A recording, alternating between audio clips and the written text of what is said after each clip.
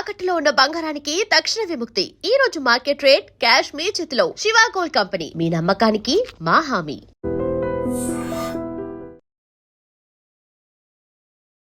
నమస్కారం, welcome to iDream. ధర్మ మార్గం విత్ విజిత కార్యక్రమానికి స్వాగతం.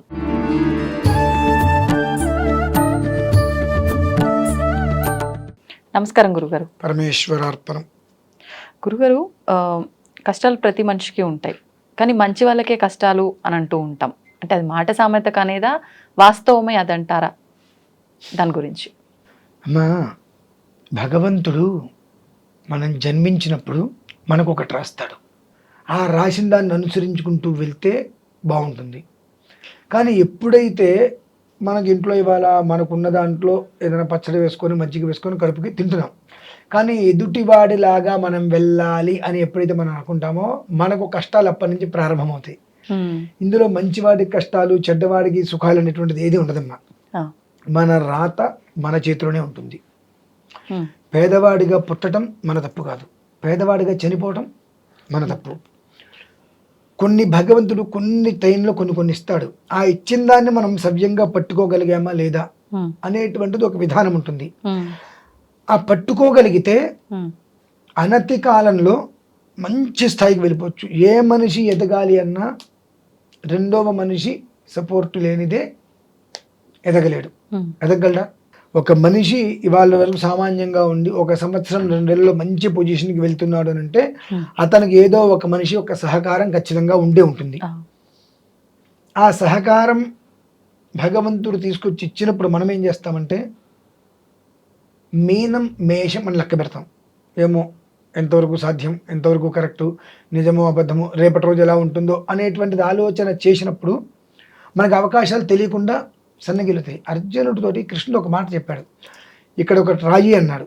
ఏం రాయమంటావనంటే, కష్టంలో ఉన్నవాడికి అది చూస్తే సుఖం కలగాలి, సుఖంలో ఉన్నవాడికి ఇది చూస్తే కష్టం కలగాలి. అంటే ఈ రోజుతో నీకు ఇది కర్మ పూర్తి, అంతే. ఈ రోజుతో ఈ కర్మ నీకు పూర్తి, అది ఏ కర్మ అయినా కావచ్చు అని రాస్తాడు.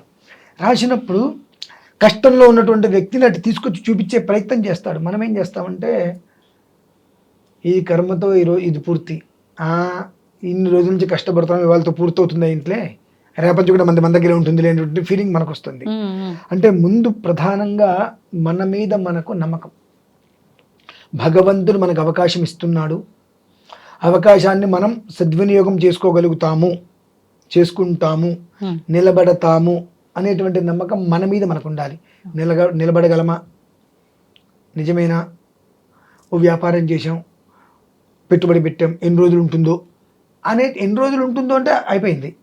ఒక మనిషిని మీరు ఈ జపం చేసుకోండి బాగుంటుందంటే ముందు వాళ్ళు అడిగే క్వశ్చన్ ఏంటి తెలుసా అండి? ప్రశ్న ఎప్పుడు ఆపాలని అడుగుతారు. ఎప్పటి వరకు చేయమంటారండి, ఎప్పుడు ఆపేయచ్చు, నువ్వు ఎప్పటి వరకు చేయమంటారు అడిగినప్పుడు ఇక నీకు అనవసరం, అది నువ్వు చేసిన ఉపయోగం లేదు. ఎందువల్లనంటే నీ లైఫ్లోకి ఇంకొక మనిషి వచ్చాడు అని అంటే ఉద్ధరింపజేయడానికి వచ్చి ఉంటాడు. దాన్ని మనం తీసుకోగలుగుతున్నామా లేదా అనేటువంటిది ఉన్నప్పుడు మంత్రరూపం కావచ్చు, తంత్రరూపం కావచ్చు, క్రియారూపం కావచ్చు, పెట్టుబడి రూపంలో కావచ్చు, ఏ రూపంలో అయినప్పటికీ కూడా భగవంతుడు ఇచ్చిన దాన్ని మనం పుచ్చుకోవడానికి ఆలోచించి ఎక్కడో ఉన్న దానికోసం మనం వెతుకుతాం. అవునండి. ఆ వెతికింది మన దగ్గరికి ఏమి రాదు, వచ్చిన దాన్ని మనం తీసుకోలేము. దీనివల్ల ఏమవుతుంది, ఇక్కడ మంచివాడికి కష్టాలు, చెడ్డవాడికి సుఖాలు ఏం లేదు కదా. ఆ సమయంలో ఏదైతే మనకు రాసి పెట్టి ఉన్నదో మన చేతులారా మనం దాన్ని పక్కన పెడుతున్నాం. ఎందువలన? ఇది కలియుగం. కలియుగంలో ప్రధానంగా ఉండేది ఏంటండి? అపనమ్మకం. ఎందువల్లంటే తండ్రి కొడుకులు ఎప్పుడు విడిపోతారో తెలియదు, భార్యాభర్తలు ఎప్పుడు విడిపోతారో తెలియదు, అన్నా చెల్లెలు ఎప్పుడు విడిపోతారో తెలియదు, కుటుంబంలో ఎప్పుడు గొడవలు వస్తాయో తెలియదు. కరెక్టే. మనిషి కావాలనుకున్నప్పుడు గొడవలు వదిలేసుకోవచ్చుగా. కుటుంబం కావాలనుకున్నప్పుడు అన్నదమ్ములు ఒక 100 గజాలు, 200 గజాలు, 500 గజాలు స్థలం కోసం కొట్టుకు చేస్తారు. నాకు నా అన్నయ్య, నా తమ్ముడు కావాలనుకుంటే స్థలం వదిలేసి, అదెంత మనం సంపాదించుకోలేమా? అది వదిలేసుకోవచ్చు కదా. సో అది వదలం. మనం తగాదా పడి నాకు అదేదో కావాలి అంటాం, దీనికోసం కోర్టుకు వెళ్తాం, దెబ్బలాడతాం. ఇక్కడ అన్నయ్య మంచా, తమ్ముడు మంచా? లేకపోతే అన్నయ్య చెడా, తమ్ముడు చెడా? తమ్ముడిని ఎత్తుకొని పెంచింది ఎవరు? అన్నయ్య. మరి అన్నయ్య నన్ను ఎత్తుకొని పెంచాడు కాబట్టి వదిలేస్తే నష్టమే ఉంది. అని తమ్ముడికి రావాలి. నేను ఎత్తుకుని పెంచే తమ్ముడికి వాడికి ఇస్తే ఏంటనేటువంటి విషయం అన్నయ్యకి రావాలి. అది లేకపోతే అక్కడ కేవలం కూడా ఆధిపత్యం అనేటువంటిది ఒక అపనమ్మకం. దాని మీద ఏమవుతుంది, మంచివాడికి కష్టాలు, చెడ్డవాడికి సుఖాలు అనేటువంటిది లేదండి. భగవంతుడు మనకి ఇవ్వాల్సింది మనకి ఇచ్చిన తర్వాత మీకు చిన్న కథ చెప్తా. ఈ కథ అర్థం చేసుకోగలిగితే చాలా మంది జీవితానికి మంచి యోగాన్ని ఇస్తుందండి. ఓకే. ఒక గురువు గారు ఉన్నారు, ఆయన దగ్గర ఒక విద్యార్థి ఉన్నాడు. సరే, గురుగారు భార్య గర్భవతి. ఆ గురుగారు తీర్థయాత్రలకి పుణ్యక్షేత్రాలకు వెళ్తున్న ఆయన జాగ్రత్తగా ఇంటిని కాపాడుతూ చూస్తూ ఉంటారు. ఇంట్లోకి ఎవరిని రానీకు చూసుకుంటారు. సరే గురుగారు అంటారు, వెళ్ళిపోతాడు ఆయన. సరే, డెలివరీ టైం వస్తుంది. బ్రహ్మదేవుడు ఇంట్లోకి వస్తాడు. మనం రాయాలిగా నుదుట కదా. బ్రహ్మదేవుడు ఇంట్లోకి వస్తుంది, దాగక్కడ అంటాడు. పిల్లలు, ఏమిటి, ఎవరు నువ్వు? నేను బ్రహ్మదేవుడిని. ఎందుకు వచ్చావు? ఇట్లా నుదుట రాయాలి, వెళ్ళటానికి వీలేదు లోపలికి. మా గురుగారు ఎవరిని లోపలికి పంపించద్దని చెప్పారు, ఇక్కడే ఉండిపో అంటాడు. కాదురా అబ్బాయి, నుదుటి రాత రాయాలరా, నాకు సంబంధం లేదు, గురుగారు చెప్పారు పంపించద్దని. ఎవ్వడైనా సరే అన్నారు. కాదురా, వాడు పుట్టేస్తే ఇబ్బందులు రా, నువ్వేం రాస్తావు నాకు చెప్పు. ఈ విషయాన్ని బాగా మీరు గుర్తుపెట్టుకోండి. నువ్వు ఏం రాస్తావో నాకు చెప్పు అన్నాడు. నీకెట్టా చెప్తా? అయితే నేను వెళ్తే నా మీద ఒట్టు అంటాడు. బ్రహ్మదేవుడు చేసేది లేక పిల్లవాడు పుడతాడు. వాడి నుదుటి మీద వారి ఇంట్లో రోజు ఒక ఆవు బియ్యం మూట మాత్రమే ఉంటుంది అని రాస్తారా? సరే రాయిపో. రాస్తాడు, వెళ్ళిపోతాడు. పిల్లవాడు పడతారు, గురుగారు వస్తారు. మళ్ళీ కొంతకాలం అవుతుంది, మళ్ళీ గర్భవతి అవుతుంది, మళ్ళీ యాస్టీసిదే వస్తుంది. మళ్ళీ వస్తాడు. ఎరా అబ్బాయి, నువ్వు ఇంకా ఇక్కడే ఉన్నావా? ఉన్నా, ఇక్కడే ఉన్నా, నా చదువు పూర్తి కాల, నువ్వు మళ్ళీ వెళ్ళడానికి వీల్లేదు. ఈసారి ఏం రాస్తావు? చెప్పకూడదురా, నేను నిన్ను పంపించాను, చెప్పి తీరవలసిందే, ఇది తప్పదుగా. మళ్ళీ చెప్తాడు, ఆ అమ్మాయికి ప్రతిరోజు పెళ్లి సంబంధం వస్తుంది వయసు వచ్చిన తర్వాత. ప్రతిరోజు ఒక పెళ్లి సంబంధం చూడటానికి వస్తాడు అని రాస్తా. ఓకే, వెళ్ళిపోతాడు. ఈ రెండు గుర్తుపెట్టుకోండి. ఈ రెండు విషయాలు బ్రహ్మదేవుడు ఆ పిల్లవాడికి చెప్పాడు. సరే, గురుగారు వచ్చారు, కొన్ని రోజులైంది, చదువు పూర్తి అయిపోయింది, వెళ్ళిపోయాడు. కొన్ని సంవత్సరాలు అయింది. సరే, నా గురుగారు పిల్లవాడు అమ్మాయి ఉన్నారు, వాళ్ళు ఎలా ఉన్నారు చూద్దామని చెప్పి అతను ఆ ఊరు వెళ్ళాడు. దీనికి అర్థం ఏమిటి అంటే, ఒక మనిషి జీవితం గురించి మార్పులు చేర్పులు ఉన్నాయి అంటే ఏదో ఒక సమయంలో భగవంతుడు ఇంకొక మనిషికి ఆ మనిషి జీవితాన్ని ఎలా మార్చాలో చెప్తాడండి. ఆ చెప్పినప్పుడు ఆ మనిషి తన లైఫ్లోకి వెళ్ళినప్పుడు వాళ్ళు అర్థం చేసుకొని దాన్ని అనుసరించడం అనేటువంటిది బ్రహ్మయోగం. ఈ పిల్లవాడు ఇంటికి వెళ్తాడు, చూస్తే ఏం లేదు, ఎండ వస్తే ఇల్లంతా ఎండే, వర్షం వస్తే ఇల్లంతా నీళ్ళే. పెళ్ళి అవుతుంది ఆ పిల్లవాడికి. ఓ బాబు, వాళ్ళకి ఏముండదు, ఏ పూట కాపూట అంత అన్నం వండుకోవడం, గంజి తాగటం. బ్రహ్మదేవుడు ఏం చెప్పాడు? రోజు ఒక ఆవు బియ్యం మూట ఇంట్లో ఉంటుంది అంతే అన్నాడు. ఆహా, బియ్యం అమ్మేసి అంటాడు. అదేంటి బియ్యం వేస్తే ఎట్లా? అమ్మేయి. ఓకే, బియ్యం మూట అమ్మేశాడు, 2-3 మూటలు ఉన్నాయి, అమ్మేశాడు. ఆవును అమ్మేసి అంటాడు. నా జీవనాధారం అదే అంటాడు. నీకెందుకు, నేను చెప్పింది చెయ్యి. ఆవును అమ్మేశాడు. రాత ఏంటి? ఇంట్లో బియ్యం మూట ఉండాల్సింది, ఆవు ఉండాల్సింది. వాళ్ళు రాత్రికి 2 అమ్మిచ్చేశాడు. మర్నాడు ఆ ఊర్లో ఎవరింట్లోనో ఏదో ఒక శుభకార్యం జరిగింది, ఈయన్ని పిలిచారు, మళ్ళీ బియ్యం మూట ఇచ్చారు, ఆవును దానం ఇచ్చారు. మళ్ళీ సాయంత్రానికి అమ్మిచ్చేశాడు. ఇలా వచ్చినవన్నీ అమ్మిచ్చేస్తూ వాళ్ళకి అంత డబ్బా ఉన్న ఏర్పాటు చేసి చక్కగా ఇల్లు ఏర్పాటు చేసేసాడు. చక్కటి ఇల్లు ఏర్పాటు చేయించాడు. ఆ అమ్మాయి దగ్గరికి వెళ్ళాడు. అమ్మ, రోజు సంబంధం వస్తున్నారు, చూస్తున్నారు, వెళ్ళిపోతున్నారు, నన్ను చూడాలి అని అంటే అరవంకీలు, కాసుల పేరు, వడ్డానం, పట్టు చీర తెస్తేనే నన్ను చూడటానికి రండి చెప్పమ్మా. అదేంటండి, మామూలుగానే పేరు చూపులు చుట్టానికి ఎవరు రారు, ఇప్పుడు ఇవన్నీ తీసుకున్నప్పుడు ఎవరు వస్తారు? కానీ ఆ అమ్మాయి నుదుటి మీద ఏముంది? పెళ్లి చూపులకి ప్రతిరోజు రావాల్సిందే. ఆ విషయం ఈయనకు తెలుసుగా. కాబట్టి ఆ విషయం చెప్పకూడదు. చెప్పమ్మా నువ్వు అంటారు. సరే అని చెప్పి అలా అని చెప్తారు. ప్రతిరోజు సంబంధం వస్తూనే ఉంటుంది, ఇవన్నీ తీసుకొస్తూ ఉంటారు. మొత్తం అమ్మిచ్చేస్తారు ఏ పూట కాపూట. రాత్రి మధ్యాహ్నానికి వస్తే రాత్రికాయలు మొత్తం అంతా అమ్మిచ్చేసేసి మంచి ఇల్లు, బంగ్లా మొత్తం వాళ్ళకి ఏ ఇబ్బందులు లేకుండా స్థిరంగా ఏర్పాటు చేసేసి, అమ్మ నేను ఊరు వెళ్తానమ్మా, కొన్ని రోజులు నాకు నేను తిరిగి మళ్ళీ వస్తానంటుంటే సరే అంటారు. ఇతను బయలుదేరి వెళ్తుంటే బ్రహ్మదేవుడు ఎదురుకుండా వస్తూ ఉంటాడు. ఒక చేతిలో ఆవు, నెత్తి మీద బియ్యం మూట, ఈ చేతిలో బంగారం మూట పట్టుకొని వస్తూ ఉంటాడు.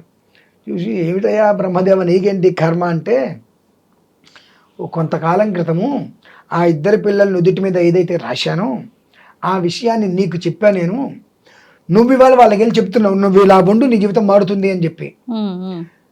ఆ యోగం నీకు తెలుసు కాబట్టి, అంటే ప్రతి మనిషి జీవితంలో ఆ బ్రహ్మదేవుడు వాళ్ళకి ఏదైనా రాసిన తర్వాత ఆ రాత ఎవరి ద్వారా మార్చవచ్చు, ఎవరి జీవితంలో ఉంటే ఆ రాత మారుతుంది అనేటువంటి విషయాన్ని ఆయన ఇంకొక మనిషి ఆ మనిషికి చెప్తాడు. అంటే ప్రతి ఒక్క విషయంలో ఇలా జరుగుతుంది. ఆహా. ప్రతి మనిషి జీవితం అందులో కొంతమంది అనుకోకుండా దేవుళ్ళలాగా వచ్చిన జీవితం మారిపోయిందని చెబుతూ ఉంటారు కదా. భగవంతుడు ఏ మనిషి ద్వారా ఎవరి జీవితం మారుతుంది అనేటువంటి విషయం రాస్తాడండి. కానీ మన కర్మ ఏంటంటే మన దగ్గరకు వచ్చినప్పుడు మనం గమనించలేం. వెళ్ళిపోతుంటే మరి నువ్వు అడిగావు, నేను రాశా, అది నీకు చెప్పా కదా, నువ్వు వెళ్ళి వాళ్ళకి చెప్పావు, వాళ్ళు చేస్తున్నారు. మరి రోజు ఆవిమంటే ఎవరిస్తాడు? కాబట్టి రోజు ఏదో ఒక ప్రోగ్రాం నేనే పెట్టి ఆవిస్తున్నాను, బియ్యం మూటిస్తున్నాను, ఆ అమ్మాయిని చూడాల్సిందే కదా మరి. కాబట్టి ఈ బంగారము, అరవంకీలు, చంద్రహారము, వడ్డానము, పట్టు చీర తీసుకొస్తే నేను కాబట్టి అవన్నీ పట్టుకెళ్తున్నానయ్యా అంటారు.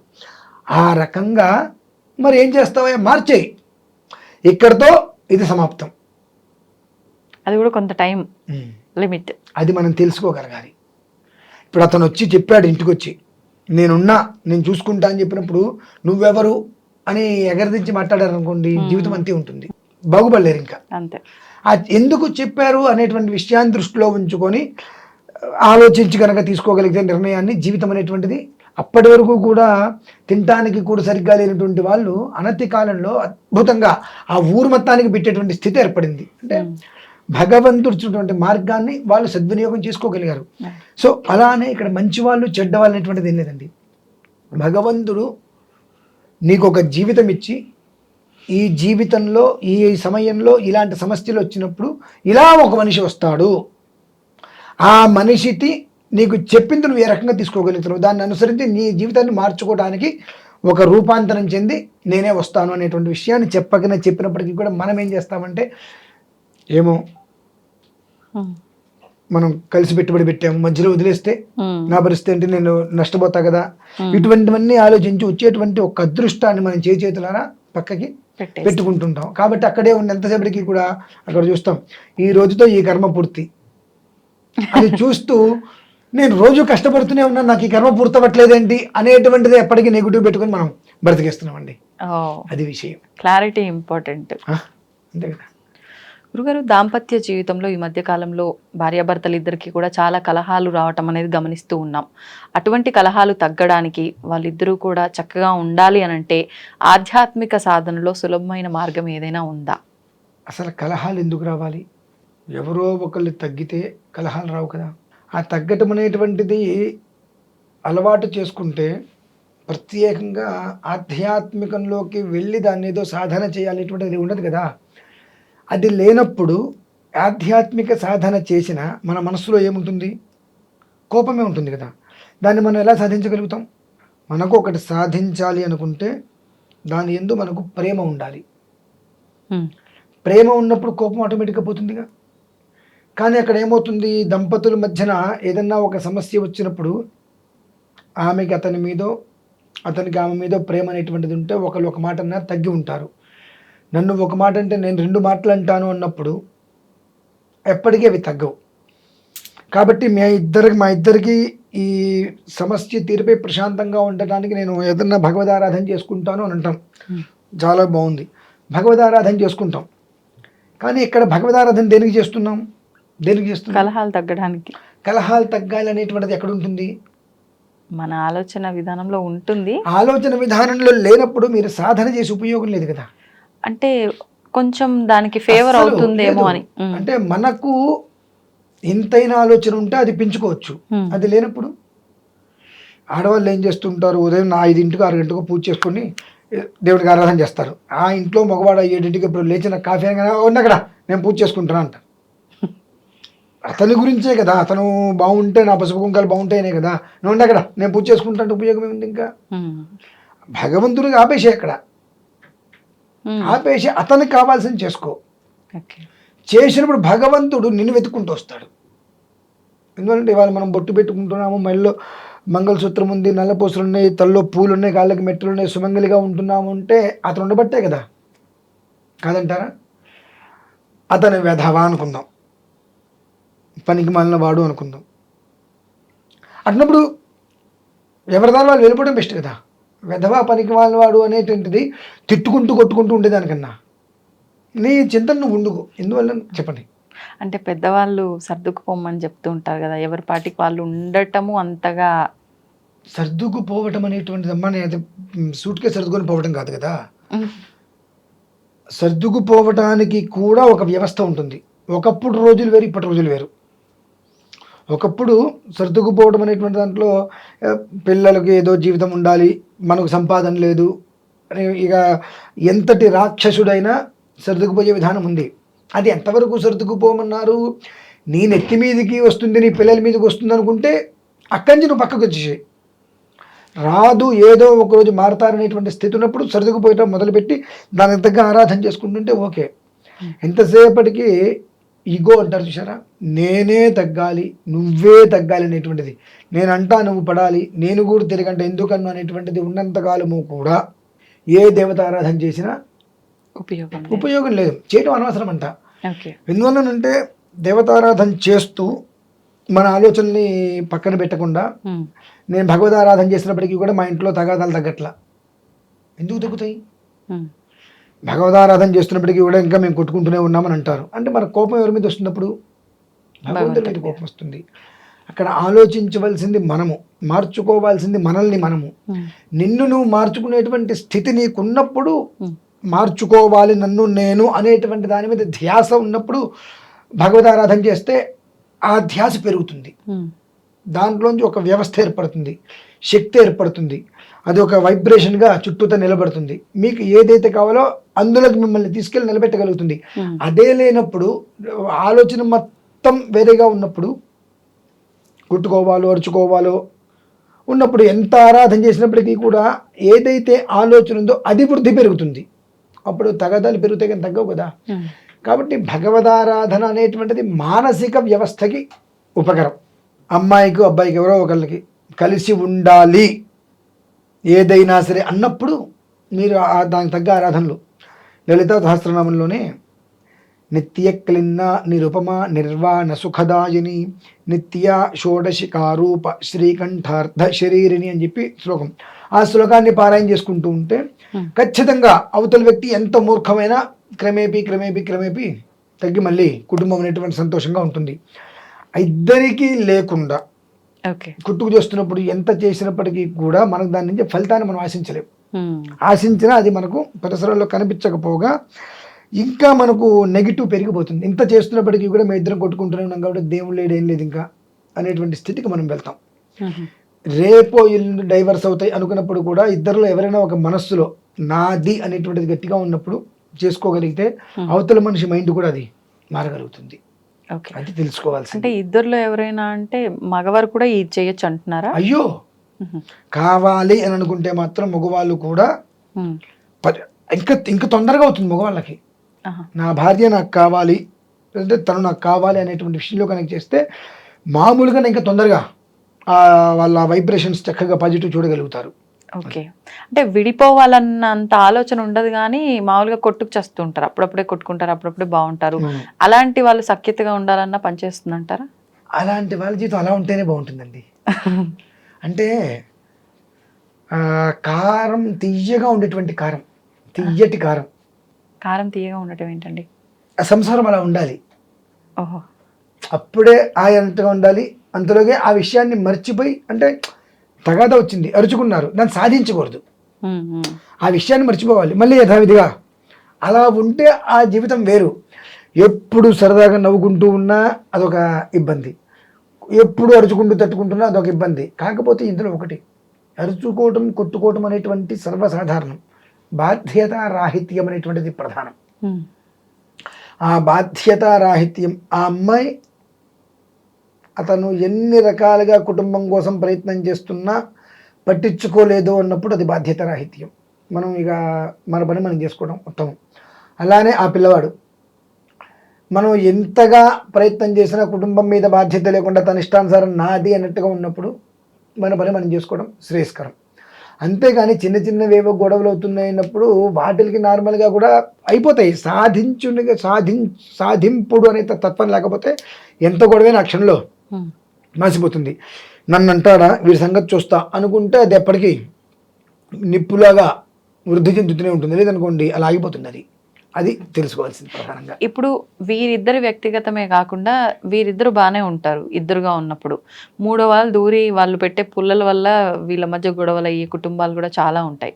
అంటే అటువంటి సందర్భాల్లో ఇక్కడ నా మీద మీకు, మీ మీద నాకు నమ్మకం ఉన్నప్పుడు మూడో వ్యక్తి ఎన్ని చెప్పినా మనం ఆ టైంలో అసలు ఎంటర్టైన్ ఇవ్వకూడదు మూడో వ్యక్తికి. అనుకుంటాము కానీ కాకపోతే అక్కడ కర్మ ప్రారంధం ఏంటంటే, కర్మ బలీయంగా ఉన్నప్పుడు మూడో వాడి వ్యక్తి మాట తిజ్జగా ఉంటుంది. ఎందువల్లనంటే ఈ అబ్బాయి అమ్మాయిని అస్తమానం పొగడ్డు, వీడొచ్చి పొగిడేటప్పటికి నిజంగా నేను ఇంత అందంగా ఉన్నా మా ఆయన ఇట్లా చికాకు చేస్తున్నాడు అనే ఫీలింగ్ అమ్మాయికి వస్తుంది. అతన్ని పొగిడినప్పుడు నా భార్య ఎప్పుడు నన్ను ఇట్లా మాట్లాడలేదు అనేటువంటిది ఆటోమేటిక్గా వస్తుంది. భార్యాభర్తలు ఎంతసేపటికి ఒకరినొకరు పొగుడుతూ ఉంటే జీవితం ఏముంటుందండి? అక్కడ కావాల్సింది ఏంటి? ఇంప్రెస్ చేసే వ్యక్తి కాదు, మనకు కావాల్సింది ఇద్దరి మధ్యలో మూడో వ్యక్తి వచ్చి ఇంప్రెస్ చేస్తాడు. అది కాదు, ఇంప్రెస్ చేసే వ్యక్తి ఎంతవరకు ఉంటాడు? కొంతకాలమే ఉంటాడు. మనకు ఇంటిని నడిపే వ్యక్తి, పాల బిల్లు, కూరల బిల్లు, ఆ బిల్లు, ఈ బిల్లు, ఇంటిని నడపడానికి కావాల్సినటువంటిది ఏదైతే ఉంటుందో దాన్ని సమర్థవంతంగా ఎదుర్కొనేటువంటి వ్యక్తి కావాలి. అంతేగాని ఒక అమ్మాయిని ఇంప్రెస్ చేశాడు, వాడి జీవితకాలం అమ్మాయిని ఇంప్రెస్ చేస్తూనే ఉండాలి. అది ఇంప్రెస్ చేయలేకపోతే అమ్మాయికి కోపం వస్తుంది, అదే అబ్బాయిని ఇంప్రెస్ చేయలేకపోతే వాడికి కోపం వస్తుంది, మధ్యలో ఆ బంధం ముగిసిపోతుంది. ఇంప్రెస్ చేసేవాడు ఎప్పుడు కూడా ప్రమాదకారే. మనకు ఆ వ్యక్తి ఎలా ఉండాలి? కుటుంబానికి బాధ్యత రాహిత్యంగా ఉండకూడదు, బాధ్యత తీసుకునే వ్యక్తిగా ఉండాలి. అప్పుడు ఏ ఇబ్బంది ఉండదు కదండి. అదే మనం తీసుకోవాల్సిన విషయం. మనల్ని ఎంత ఇంప్రెస్ చేశాడు, మనల్ని ఎంత పొగిడాడు అనేటువంటిది కాదు, బాధ్యత ఎలా ఉన్నాడు, ఎంతవరకు బాధ్యత తీసుకుంటున్నాడు అనేటువంటి విషయాన్ని దృష్టిలో ఉంచుకున్నప్పుడు ఇంకొక ఆలోచన రాదు కదా, అది చూసుకోవాలి ప్రధానంగా.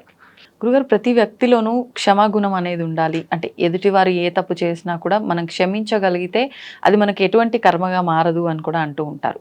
కానీ ఈ క్షమించడము ఒక వ్యక్తిని అనేది చాలా కష్టమైన పని, అందరికీ సాధ్యపడేది కాదు.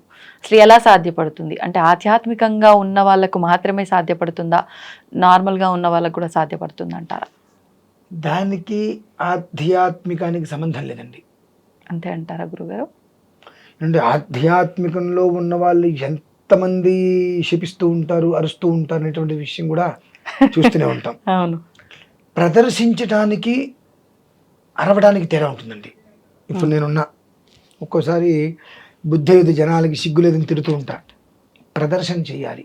ఎందువల్లంటే గురువు గారు ఉన్న, అయ్యగారు ఉన్న తండ్రి స్థానం అనేటువంటిది ఒకటి ఉంటుంది.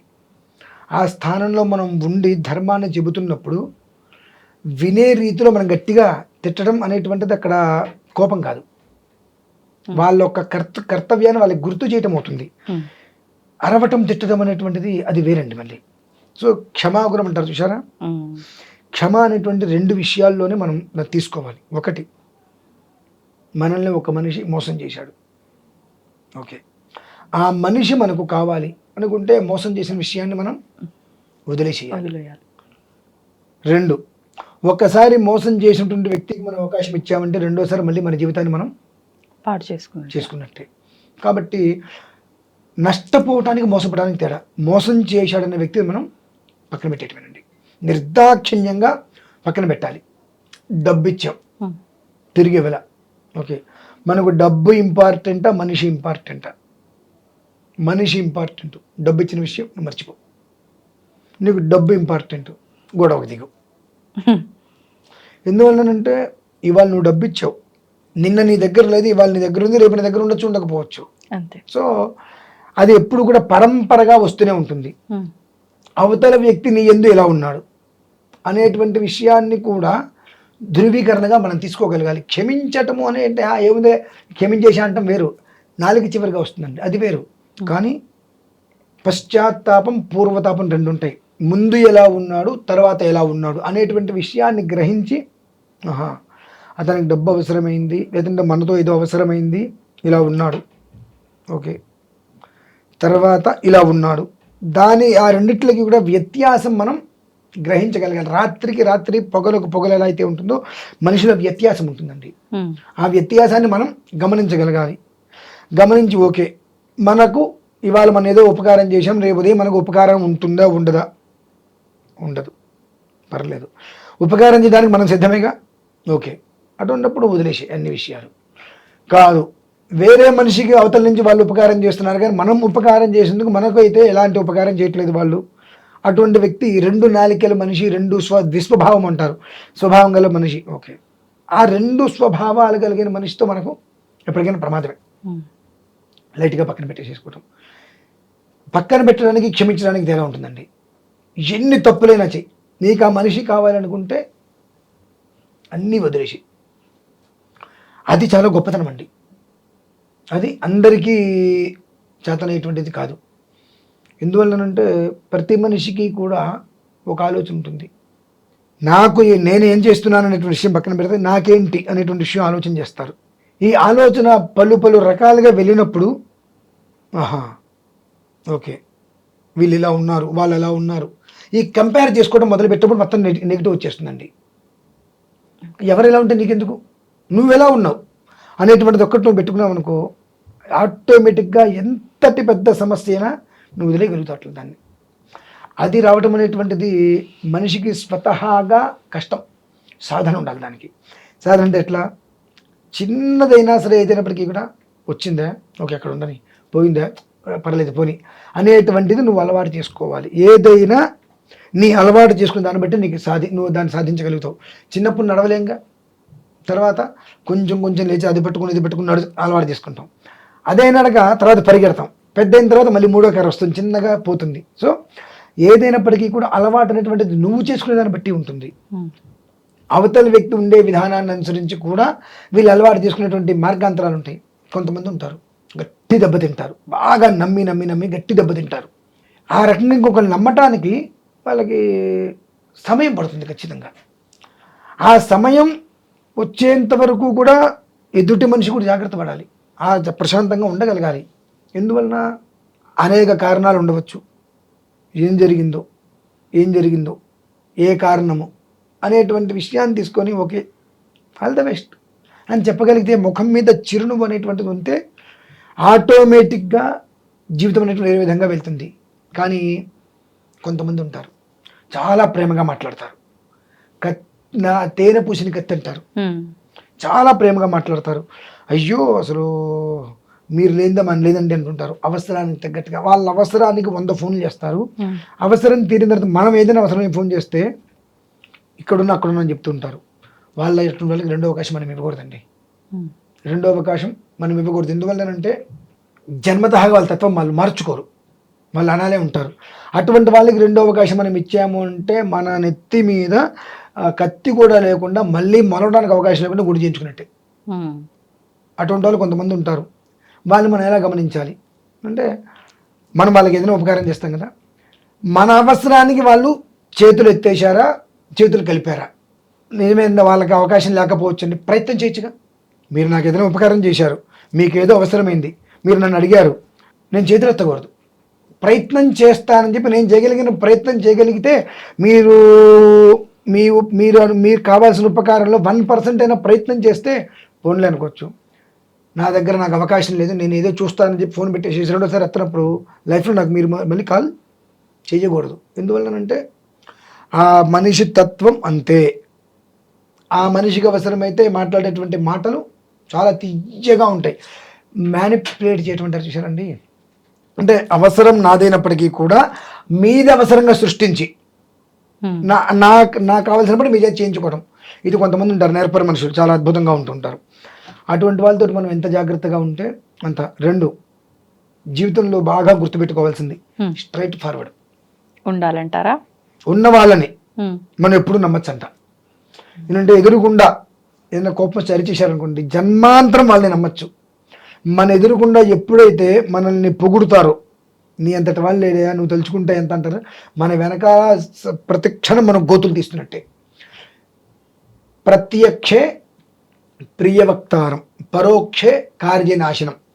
ముఖం మీద మనల్ని పొగిడేవాడు మన వెనకాల మన గురించి 10 మందికి నెగిటివ్గా చాటింపేస్తూనే ఉంటాడు. కాబట్టి మన ముఖం మీద పొగిడేవాడితో మనం చాలా జాగ్రత్తగా ఉండు, వాడితో చలిమంటలాగా ఉండగలిగితే మనం బాగుంటాం. కాబట్టి క్షమించడం అనేటువంటిది స్వతహాగా ఆధ్యాత్మికతకి సంబంధం లేని విషయం. మనకు మనం నేర్చుకోవాలి, ఇంకొక విషయం చెప్పంటారండి, క్షమించటము అంటే అవతల వ్యక్తి మరణించటమే. ఏ రకంగా అంటే క్షమించటము అంటే ఇప్పుడు నన్ను ఒక మనిషి బాగా టార్చర్ పెట్టేశాడు, తట్టుకోలేకపోయా. నాకు అతని గురించి ప్రతిక్షణం ఆలోచిస్తున్నా. అతని గురించి నేను ఆలోచించినంతసేపు అతనికి ఏదో ఒక రకంగా మంచి జరుగుతూనే ఉంటుంది. అంటే నేను కోపంగా అతని గురించి అనుకుంటుంటాగా. మంచి జరుగుతుందా? చెప్తున్నా, నన్ను ఒక మనిషి ఇబ్బంది పెట్టాడు, నా అవసరం పొంది నాకు అవసరం వచ్చేటప్పటికి ఇబ్బంది పెట్టాడు ఏదో. నేను అతని గురించి తలుచుకుంటున్నంతసేపు అతనికి ప్రాబ్లమ్స్ రావు. ఎందువల్లంటే అతని గురించి నేను తలుచుకుంటున్నా. నేను నా పూజ చేసుకుంటే ఏం చేసుకుంటే ప్రతిక్షణం అతని గురించి నేను తలుచుకుంటున్నా. నన్ను ఇలా చేశాడు అని తలుచుకుంటున్నా. సో ఈ తలుచుకుంటున్నంతసేపు అతని గురించి మనం ఆలోచిస్తున్నట్టే. ఎప్పుడైతే ఇక ఆ మనిషితో మనకి వద్దు, ఆ క్షమాగుణంలో రెండు రకాలు. మొదటి రకం, ఆ మనిషితో మనకి వద్దు, ఇంకా అతను ఉన్నా పోయినా మనకు సంబంధం లేదు, ఈ క్షణంతో అతనితో నేను వదిలేశాను, అతను చేసిన తప్పుల్ని క్షమించి వదిలేశా అని అతని గురించి ఇక తలుచుకోకుండా ఉంటుంది చూసాను. ఆ రోజు నుంచి అతని కష్టాలు మొదలవుతాయి. అది ఒక విధానం. అలా కాకుండా నాకు ఆ మనిషి కావాలి, అతను చేసిన తప్పుల్ని క్షమించేసా అని చెప్పి ఆ దగ్గరకు తీసుకున్న మనిషిని గత వదిలేసే, ఎవరేం చెప్పారు, ఎందుకు జరిగిందో అయిపోయింది, దాని గురించి మనకు వద్దుగా, మన జర్నీ మనం చేద్దాం మళ్ళీ అనుకోవడం రెండో విషయం. కాబట్టి రెండోది ఎప్పుడు నేను శ్రేయస్గా కోరుకుంటా. మొదటిది కూడా నేను ఒకసారి చేసే అదే పని, వాళ్ళ ఆ పడ్డటువంటి నరకాన్ని నేను చూసా. కాబట్టి రెండోది ఏమిటి అంటే, మనం ఎప్పుడైతే ఆ మనిషి ఉన్నా పోయినా మనకు సంబంధం లేదు, మనం ఉపకారంగా ఉన్నాం తప్ప మనకు ఎలాంటి ఉపకారం లేనప్పుడు ఆ మనిషితో మనకు సంబంధం లేదు, తుచ్చం మనం వదిలేసినప్పుడు ఆ మనిషి చనిపోయిన సమానం. ఇక ఆ మనిషి పడేటువంటి కష్టాలు అప్పటి వరకు ఈ బలం అనేటువంటిది ఏదైతే ఉంటుందో ఆ బలం పోతుందండి.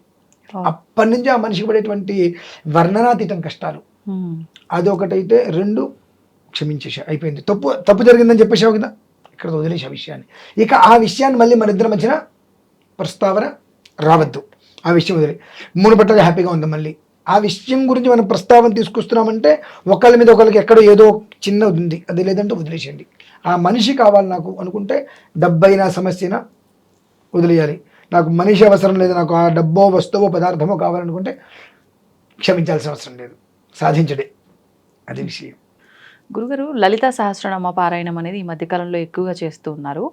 అసలు నిజంగా అంటే ఉన్న నామాలన్నింటికి సంబంధించిన అర్థం తెలిసి మనం కనుక పారాయణం చేస్తే ఎక్కువగా ఫలితం ఉంటుందా? అర్థం తెలియకపోయినప్పటికీ భక్తి శ్రద్ధలతో పారాయణం చేసినా కూడా ఫలితం ఉంటుందంటారా? ప్రధానంగా లలితా సహస్రనామానికి పేరు లలిత రహస్యనామ స్తోత్రము అని ఉంది. మరి రహస్యనామ స్తోత్రం అని చెప్పబడి ఉన్నప్పుడు సహస్రనామ స్తోత్రంగా ఎలా పడితే అలా పారాయణ ఎందుకు చేస్తున్నారు? అర్థం తెలుసా, అర్థం తెలీదా విషయం తర్వాత. అసలు రహస్యము అనేటువంటి దాన్ని బట్టబయలు ఎందుకు చేస్తున్నాము అనేటువంటిది కూడా ఒకటి మనం తెలుసుకోవాలి. రెండు, లలితా సహస్రం అనేటువంటిది ప్రధానమైన నామకరణం కాదు. లలిత రహస్యనామ స్తోత్రం ప్రధానమైన నామకరణం. ఆ లలిత రహస్యము అని ఎందుకు వచ్చింది అంటే, మొత్తం ఆ స్తోత్రంలో ఉన్నది మొత్తం బీజాక్షరాలే. బీజాక్షరము అనేటువంటి దాన్ని రహస్యంగానే ఉంచాలి, బయటకి చెప్పబడేటువంటిది కాదు. బయటకి చెప్పబడేటువంటిది అన్నప్పుడు రహస్య నామము అని రాదు. మరి అందులో ఉన్నది మొత్తము కూడా బీజాక్షరములు అంటే 5400 పైన బీజాక్షరాలు. అందులో 183 శ్లోకాలు. అక్షరాలుగా తీసుకుంటే ఒక్కొక్క శ్లోకానికి 32 అక్షరాలు ఉన్నాయి. ఒక్కొక్క విధానంలో 8 భాగాలు ఉంటాయి, 8 అక్షరాలు. శ్రీమాత శ్రీ మహారాజ్ఞి 8 అక్షరాలు, శ్రీమత్ సింహాసనేశ్వరి 8, చిదగ్నికుండ సంభూత 8, దేవకార్య సంహిత 8, ఇలా 5400 వరకు మనకు అక్షరాలు. అన్నిటికీ 8 అనే సంఖ్య ఎందుకని గురుగారు? 8 అంటేనే చాలా గొప్పది అనేటువంటిది, ఐశ్వర్యం అనేటువంటిది 8 రకాలుగా ఉంటుంది. ఆ 8 రకాలుగా ఉండేటువంటి ఐశ్వర్యాన్ని ప్రసాదింపజేసేటువంటిది. అలానే దరిద్రము అనేటువంటిది 8 రకాలను అనుసరించి ఉంటుంది. ఆ 8 రకాల దరిద్రాల్ని పూర్తిగా పారదోలేది. అలాగే దిగ్బంధనము అనేటువంటిది 8 రకాలుగా ఉంటుంది, అష్టదిగ్బంధనం అని చెప్పి. ఆ దిగ్బంధనం నుంచి నేను బయటికి తీసుకొచ్చేటువంటిది. దారులు 8 రకాల దారులు ఉంటాయి. ఆ 8 రకాల దారులో ఏ దారి నుంచి వెళ్ళినప్పటికీ కూడా మన గమ్యం చేరాలి అనేటువంటి విధానం 8కి మూలం. ఓకే. కనుక మనకు అర్థం తెలిసిందా తెలీదా కాదు, ఆ చేసేటువంటిది మనస్సుగా చేసామా లేదా అనేటువంటి విషయం ప్రధానంగా తీసుకోవాలి. ఆ పుస్తకం ఇలా పట్టుకున్నప్పుడు శ్రీమాత శ్రీ మహారాజ్ఞి అనేటువంటి దానికన్నా మనస్సులో చదువుకోవడం శ్రేయస్కరం. బయటికి చదవకుండా. రహస్యం అనేటువంటి పదం ఉంది కాబట్టి అసలు ఉపదేశం లేనిదే చదవకూడదు. ఓకే. ఉపదేశం లేనిదే చదవకూడదు. కానీ ఈ మధ్య కాలంలో చదువుతున్నారు. కొనుక్కొచ్చుకొని పుర్రెకి అనేక బుద్ధులు, అనేక ఆలోచనలు, కాబట్టి మనం ఏం చెప్పినా వినరు, అర్థం చేసుకోరు. ఏదో ఒకరోజు ఆ కర్మ ప్రారంధం అనేటువంటి దెబ్బ తింటారు కదండి, ఆ తిన్నప్పుడు తెలుస్తుంది, ఆ రోజు మనం ఇది చేశాము అనేటువంటి విషయం తెలుస్తుంది. ఎందువల్లనంటే నిజం వేరు, నమ్మకం వేరు.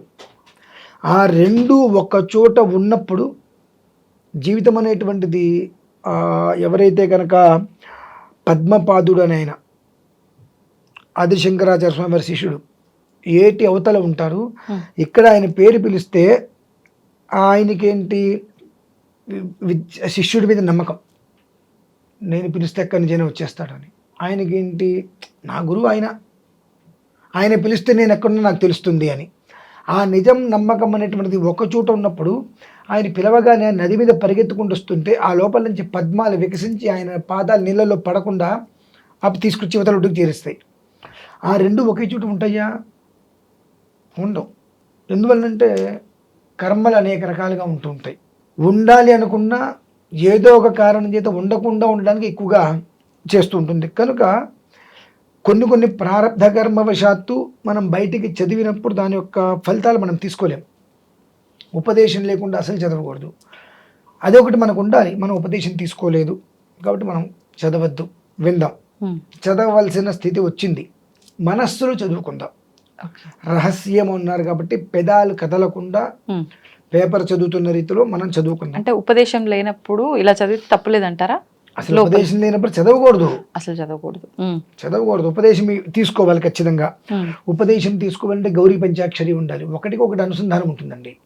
ఏదో ఊరికే లలితా సహస్రనామం మీకు కావాలంటే నేను ఉపదేశం చేస్తా అంటే అవదు, దానికి గౌరీ పంచాక్షరి ఉండాలి. ఆ ఉపదేశం తీసుకోవాలి అంటే డైరెక్ట్గా ఆడవాళ్ళకి ఇంకొకరు ఇవ్వకూడదు ఉపదేశం. పెళ్ళి కాకపోతే తండ్రికి ఇస్తే తండ్రి అమ్మ కూతురికి చెప్పాలి. పెళ్ళి అయితే ఆమె భర్తకి మేము ఉపదేశం చేస్తే ఆ భర్త ఆమెకు ఉపదేశం చేయాలి. అంతేగాని లేదంటే కొడుకు ద్వారా చెప్పాలి తప్ప డైరెక్ట్గా కూడా మంత్రోపదేశం స్త్రీకి ఎవరు కూడా ఇవ్వకూడదు. కనుక ఆ ఉపదేశం పొందాలి అనన్నా ఆవిడ గౌరీ పంచాక్షరి ఇవన్నీ ఉండాలి కాబట్టి చాలా వినటం ప్రధానం. కాదు అమ్మవారి మీద ఉండేటువంటి భక్తితో నేను చదువుకుంటాను అంటే చదవద్దు, మనస్సుతో ఆస్వాదించండి. మనస్సుతో ఆస్వాదించడం వల్ల ఏమవుతుందంటే పేపర్ చదివినట్టే మనం చదువుతాం, కళ్ళతో చదువుతాం మొత్తం అంతా కూడా. ఈ కళ్ళతో చదవటం వల్ల ఏమవుతుంది అంటే రహస్యకృతంగా ఉండేటువంటి ఒక యుక్తిని మనం దాటినటువంటి దోషం రాదు పొరపాటున కూడా. రెండు, అందులో ఉండేటువంటి స్వరాక్షర పదవర్త వర్ణాలు ఏవైతే ఉన్నాయో అవి తప్పు చదివినటువంటి పాపం రాదు, మనస్సు కుదుటపడుతుంది. కాబట్టి ఆ కళ్ళతో దాన్ని చదివే ప్రయత్నం చేయండి మినహాయిస్తే అర్థం తెలుసుకోవాలా వాటితో పనే లేదు. దాని జోలికి వెళ్ళకపోవడం ఉత్తమం. వెళ్ళాము అనేక కొన్ని శ్లోకాలు ఉంటాయి, ఆ శ్లోకాలు తీసుకుని చేసే విధానం ఒకటి ఉంటుంది. అలా కాదు 183 శ్లోకాలు చేద్దామనుకున్నప్పుడు మనస్సుతో పారాయణ చేసుకుంటే తృప్తి కలుగుతుంది. తృప్తి అనేటువంటిది ఎక్కడైతే కలుగుతుందో నిజంగా మనకు ఆ ప్రాంతానికి అమ్మవారు వస్తుందండి. అది మనం గ్రహించుకొని దాన్ని అనుసరించి ముందుకు వెళ్ళినట్లయితే మనం ఇది కావాలి అని కోరవలసిన అవసరం ఉండదు, అది వచ్చేస్తుంది. ఆ వచ్చిన దాన్ని మనం తీసుకుంటున్నామా లేదా అనేటువంటి దాని మీద మనకి ధ్యాస ఉంటే ప్రశాంతమైన జీవితం అనేటువంటిది ఏర్పడుతుంది. అది మనం చూసుకోగలగాలి. ఇప్పుడు ఒకవేళ ఉపదేశం తీసుకోవాలి అని అంటే మొత్తం కాకుండా అందులోంచి ఏదో ఒక నామాన్ని తీసుకొని అలా చేసుకోవచ్చు అంటారా? మొత్తము చేయాలంటారా? అసలు ఉపదేశం కావాలంటే ముందు గౌరీ పంచాక్షరి ఉపదేశం ఉండాలిగా. ఆ గౌరీ పంచాక్షరి ఉపదేశం ఉంది, కనీసం 1,00,000 సార్లు మనం దాన్ని జపం చేయగలగాలి. గౌరీ పంచాక్షరి చేస్తే పర్లేదు, అర్హత ఉంది, మనం ఇవ్వవచ్చు అనేటువంటి స్థితి ఉంటుంది. అసలు గౌరీ పంచాక్షరి అంటేనే చాలా మందికి తెలియదు. గౌరీ పంచాక్షరి అంటేనే చాలా మందికి తెలియదు. కానీ ఆ గౌరీ పంచాక్షరి అంటే ఏమిటో తెలియని వాళ్ళందరూ కూడా లలితా సహస్రనామాన్ని మైకి పెట్టుకొని పారాయణ చేస్తూ ఉండటం వలన దాని యొక్క వైబ్రేషన్ మనమైతే పాజిటివ్గా అయితే పుచ్చుకోలేం. నెగిటివ్ వస్తుందని నేను చెప్పను, పాజిటివ్ మాత్రం మనం తీసుకోలేం. ఏదో వాళ్ళు చూశారు నువ్వు వీళ్ళ కోసమో వాళ్ళ కోసమో గొప్ప పేరు కోసమనో మైకులో పెట్టి చదవడం మినహాయిస్తే అది ఎంత దోషమో మనం తెలుసుకోవాలి. రహస్యం అనేటువంటి చెప్పబడినప్పుడు దాన్ని రహస్యంగానే చెప్పగలగాలి.